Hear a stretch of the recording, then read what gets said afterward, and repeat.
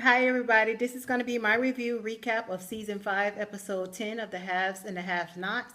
Forget the Bubble.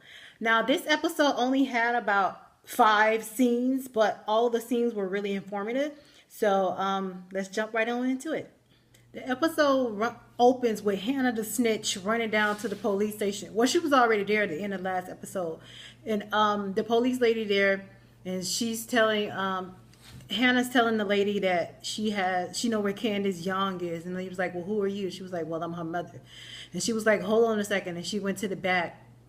And when she went to the back, it's the cop Justin and the other rookie cop. And the rookie cop telling him, "Oh, I'm sorry about earlier. I didn't know that was your friend." And Justin like, "That's not my friend." And I'm like, he was very adamant saying that that's not his friend. I'm like, but if that's not your friend, you say y'all was horse playing around with the gun. Like, this doesn't make any sense. And the man was like, okay, well, I'm sorry anyways about your friend. He just kept reiterating. He just kept on saying that's not my friend. And Justin, he was looking over the ME's report, and he found out that he was stabbed over 40 times, and they said it was 2 assailants, and they think one of them was a male because it was high up and is taller than like what Candice is. So he took that note in the back of his head, and then the police lady finally came back there, and she told Justin that Candice's mom, Hannah, was out there in the front waiting for him. So he left from with the rookie cop and he went to the front to go speak to Hannah. So he makes it to the front and he's questioning Hannah about Candice, asking her how does she know, like how did Quincy die, and then how did Candice kill him? And Hannah's like, no, I ain't say all that. I ain't say he killed him. I'm like, you're down at the police station pretending to want to protect your daughter, but you know Benny's involved, and you're trying to turn her in because you know Benny's involved because you asked him about that bracelet, and he basically like paid you dust about it, and you kept begging for information.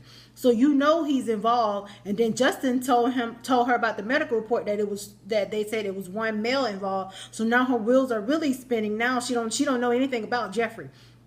And she's up there telling him that she don't want the police to just barge in because she has the baby. And can they pick Candice up when she take the baby to the bus stop? I'm like, people just don't say, "Oh yeah, come arrest me at 8 o'clock. I'll be there." Candice ain't gonna be there. Candice ain't even there right now. So like, Hannah's gonna be looking crazy when she go back to the hotel, and Candice is not even there. And I'm like, and Justin was like playing it cool with her, trying to protect Jeffrey as well, because he don't know anything about Benny. I don't even think he even like knows Benny, ever met Benny.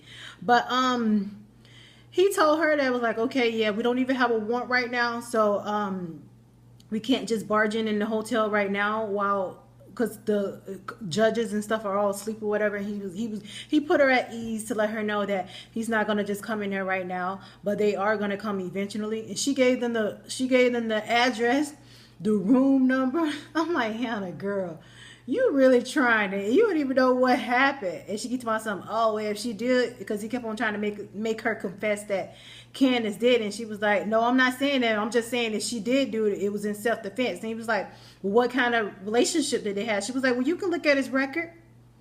And I'm like, Hannah, you ain't going to even tell this man that Quincy drove a car through your house, girl? Like, what else he did? He was abusing a child. That's what she told him that. He was abusing Candice. She told him that.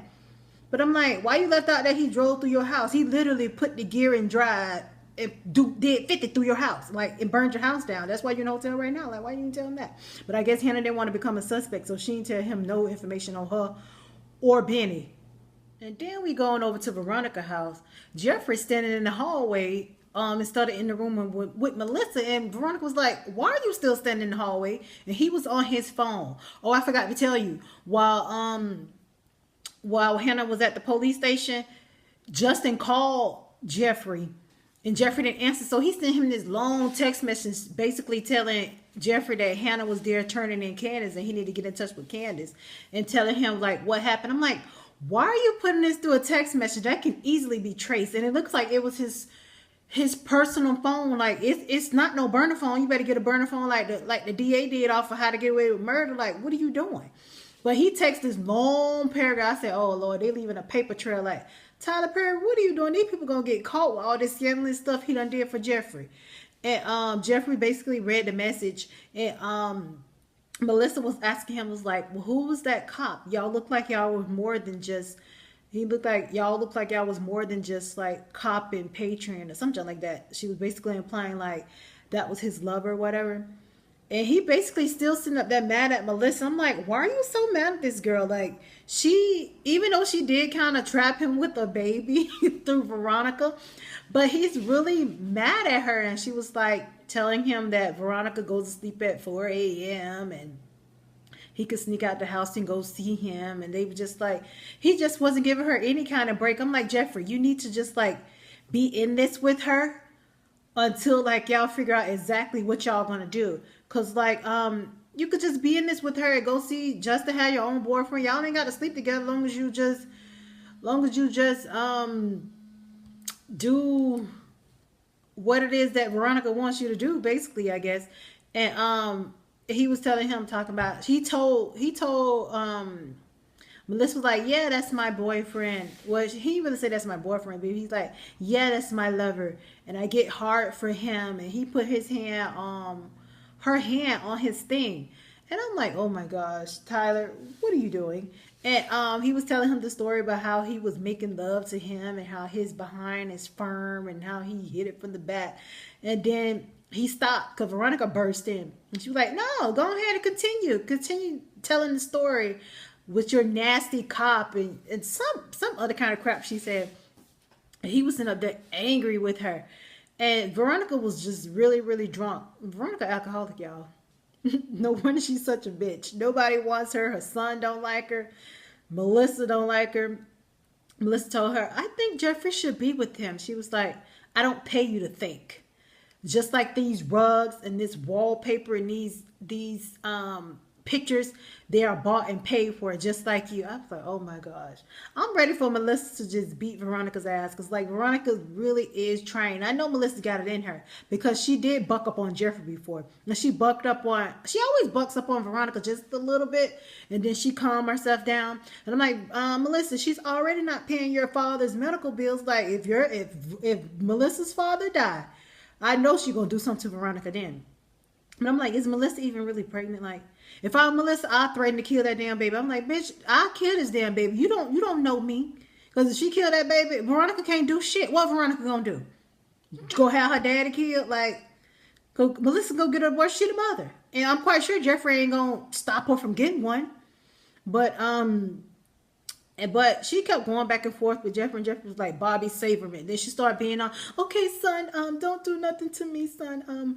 I'm really, really sorry. And she left and went out. I'm like, Jeffrey must have really did something. Did he kill this boy when he was a boy? Like, what happened? Like, because she really, like, changed her whole tune. Every time he mentions Bobby, somebody, and David does too, she changed her whole tune. And she went downstairs, whatever. And that's when Melissa was telling him about how she's go to sleep at 4 a.m. She could sneak out. And she was trying to imply that Jeffrey should go down there and kill her ass while she asleep. But Jeffrey like, I'm not going to do anything to my mother. And then she was trying to be like she was playing. Bitch, you weren't playing.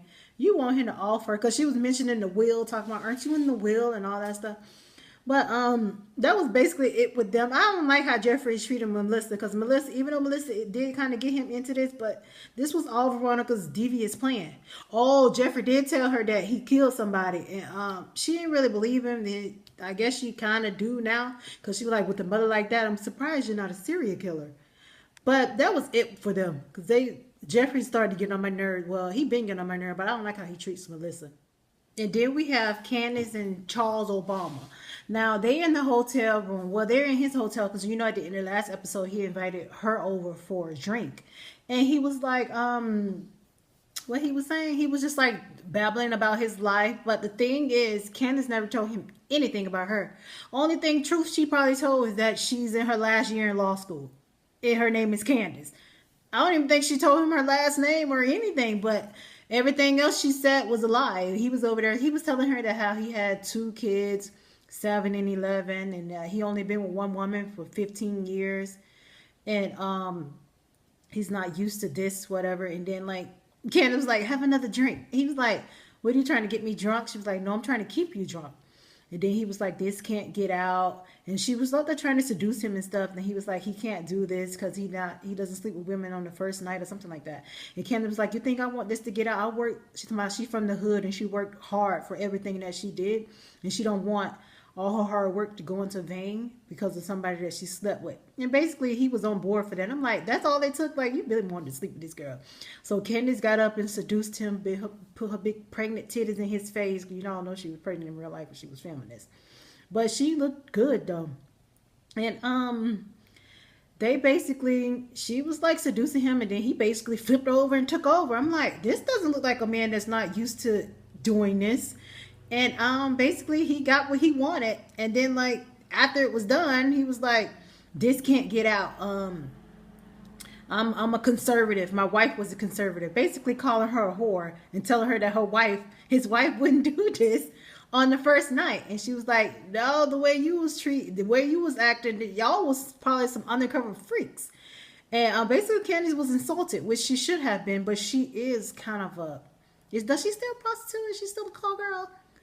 Because, when we first met her, she was in the bed with Jim. But, because he was like, wow, how many guys have you been with? Because that was amazing. And she was like, yeah, I try my best every single time.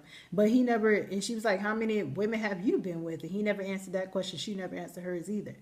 And then, he basically was like, yeah, I have to go. I can't let this get out. And then she pulled up a tape recorder. She was like, but I can.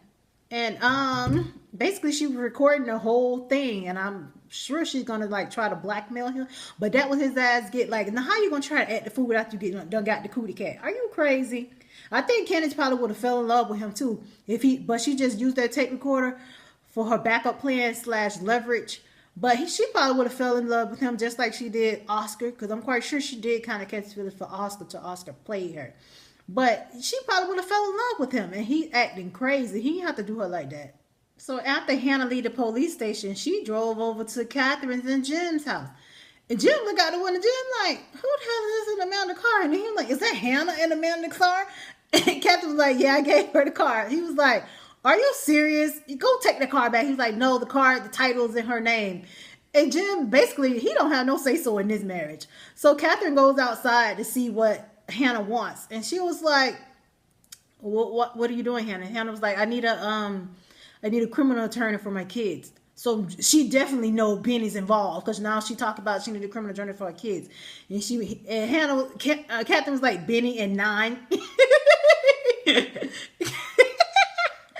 Hannah was like, Candice. Her name is Candice. She was like, you don't even like Candice. She was like, but that's still my child. Oh, Hannah get on my nerves. She always trying to defend Candice to other people, but act a fool in front of Candice's face. Like, are you serious, lady? And then she was like, well, only person I know is Marty. No, he said Marty and Veronica. She was like, Hannah was like, no, I want Veronica. She's like, but Marty done got beat by Veronica 9-10 times. So, but I'm thinking in my head, Hannah, they already enlisted Veronica as their attorney. What Candice and Jeffrey did. Benny, he ain't got no attorney yet. They don't even know he's been involved yet. They just know that that Jeffrey's keys was found there and it was at Candice's house. So those are the only two that's involved right now. So Benny's not technically involved unless they run DNA on that bracelet. But I don't think she wants Veronica over it anyways, because Veronica was banging Benny, and Hannah ain't like that. And she was like, well, I'll make some calls in the morning and try to find out something like that. And then we get to the final scene of the episode. David and Erica. He's banging her lights out. Head boy hitting the wall, making all this noise. And I'm like, they pan around the room. Somebody standing up in there. And it's fucking Ward. I told y'all she was working with Ward. I told y'all. Because ever since Erica came on the scene, not from when she gave Benny that car, but when she came like to Candice's house, she was acting so shady. The way she talked, the way she interact, and Candice starting to pick up on it too. But she's working with Ward. I wonder if Ward's her baby daddy. Like, how they gonna, like, what's her end game with Ward anyways? Like, Well, that was the end of the episode, season 5, episode 10. Forget the bubble of the haves and the have nots. Make sure you rate, comment, and subscribe to my channel. Leave a comment down below. Buy my ebook Football Wags off of Amazon Kindle. If you have Kindle Unlimited, you get to read it for free. And come back and see me next week. Thank you guys for tuning in. Bye.